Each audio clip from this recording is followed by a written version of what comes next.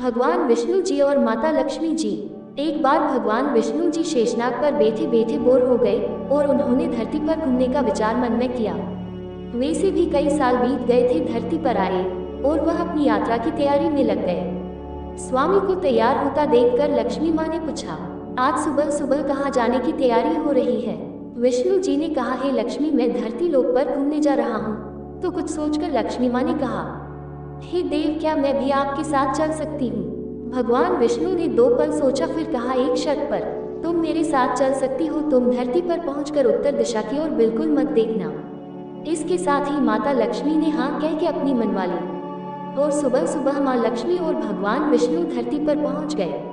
अभी सूर्य देवता निकल रहे थे, रात बरसात होकर हटी थी, चारों ओर हरियाली ही हरियाली थी। उस समय चारों ओर बहुत शांति थी और धरती बहुत ही सुंदर दिख रही थी और माँ लक्ष्मी मंत्रमुग्ध होकर धरती को देख रही थी और भूल गई कि पति को क्या वचन देकर आई है और चारों ओर देखती हुई कब उत्तर दिशा की ओर देखने लगी पता ही नहीं चला। उत्तर दिशा में माँ लक्ष्मी को एक बहुत ही सुंदर बगीचा नजर आया और उस तरफ से भीनी भीनी खुशबू आ रही थी और बहुत ही सुंदर सुंदर फूल खिले थे। यह एक फूलों का खेत था और माँ लक्ष्मी बिना सोचे समझे उस खेत में गई और एक सुंदर सा फूल तोड़ लाई। लेकिन यह क्या, जब माँ लक्ष्मी भगवान विष्णु के पास वापस आई तो भगवान विष्णु की आंखों में आंसू थे और भगवान विष्णु ने माँ लक्ष्मी को कहा कि कभी भी किसी से बिना पूछे उसका कुछ भी नहीं लेना चाहिए और साथ ही अपना वचन भी याद दिलाया। माँ लक्ष्मी को अपनी भूल का पता चला तो उन्होंने भगवान विष्णु से इस भूल की माफी मांगी। तो भगवान विष्णु ने कहा कि जो तुमने जो भूल की है उसकी सजा तो तुम्हें जरूर मिलेगी। जिस माली के खेत से तुम बिना पूछे फूल तोड़ा है यह एक प्रकार की चोरी है, इसलिए अब तुम 3 साल तक माली के घर नौकर बनकर रहो। उसके बाद मैं तुम्हें वैकुंठ में वापस बुलाऊंगा। माँ लक्ष्मी ने चुपचाप सर झुकाकर हाँ कर दी। माँ लक्ष्मी एक गरीब औरत का रूप धारण करके उस खेत के मालिक के घर गई। घर क्या एक झोपड़ा था और मालिक का नाम माधव था। माधव की बीवी, 2 बेटे और 3 बेटियां थी। सभी उस छोटे से खेत में काम करके किसी तरह से गुजारा करते थे। माँ लक्ष्मी जब एक साधारण और गरीब औरत बनकर जब माधव के झोपड़े पर गई तो माधव ने पूछा, बहन तुम कौन हो और इस समय तुम्हें क्या चाहिए? तब माँ लक्ष्मी ने कहा, मैं एक गरीब औरत हूँ, मेरी देखभाल करने वाला कोई नहीं, मैंने कई दिनों से खाना भी नहीं खाया, मुझे कोई भी काम दे दो, साथ में तुम्हारे घर का काम भी कर दिया करूँगी, बस मुझे अपने घर में एक कोने में आसरा दे दो।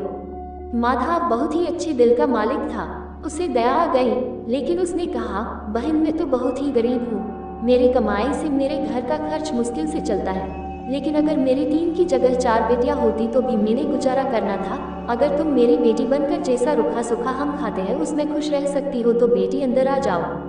माधव ने माँ लक्ष्मी को अपने झोपड़े में शरण दे दी और माँ लक्ष्मी 3 साल उस माधव के घर पर नौकरानी बनकर रही। जिस दिन माँ लक्ष्मी माधव के घर आई थी उससे दूसरे दिन ही माधव को इतनी आमदनी हुई फूलों से कि शाम को एक गाय खरीद ली। फिर धीरे धीरे माधव ने काफी जमीन खरीद ली और सबने अच्छे अच्छे कपड़े भी बनवा लिए और फिर एक बड़ा पक्का घर भी बनवा लिया। बेटी और बीबी ने गहने भी बनवा लिए और अब मकान भी बहुत बड़ा बनवा लिया था। माधव हमेशा सोचता था कि मुझे यह सब इस महिला के आने के बाद मिला है, इस बेटी के रूप में मेरी किस्मत आ गई है मेरी। और अब 2-5 साल बीत गए थे, लेकिन माँ लक्ष्मी अब भी घर में और खेत में काम करती थी। एक दिन माधव जब अपने खेतों से काम खत्म करके घर आया तो उसने अपने घर के सामने द्वार पर एक देवी स्वरूप गहनों से लदी एक औरत को देखा। ध्यान से देखकर पहचान गया, अरे यह तो मेरी मुंह बोली चौथी बेटी यानी वही औरत है, और पहचान गया कि यह तो माँ लक्ष्मी है। अब तक माधव का पूरा परिवार बाहर आ गया था और सब हैरान होकर माँ लक्ष्मी को देख रहे थे। माधव बोला, हे माँ हमें माफ कर दो, हमने तेरे से अनजाने में ही घर और खेत में काम करवाया। हे माँ यह कैसा अपराध हो गया है, माँ हम सबको माफ कर दे।